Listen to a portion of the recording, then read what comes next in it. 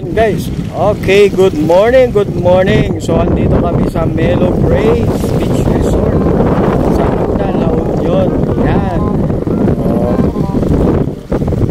Wala masyadong tao dito, no? Kasi mainit na. Alas 10 na kami nakarating dahil nagtigat na kami ng mga pagkain, no? Yan.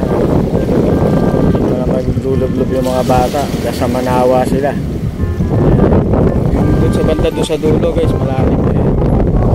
Dito mababaw lang yan.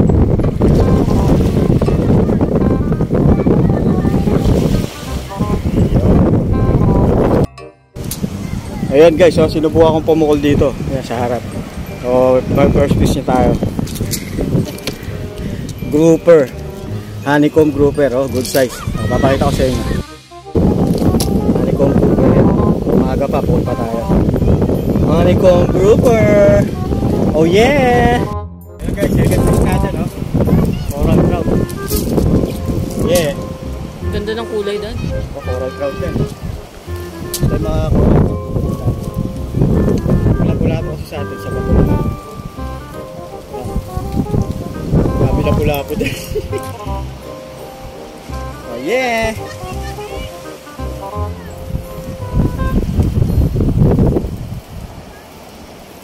Two-zero!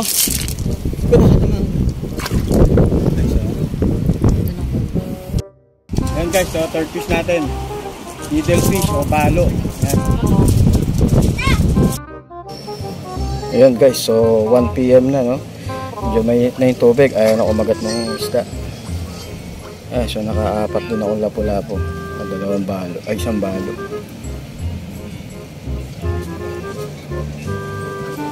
Ayos.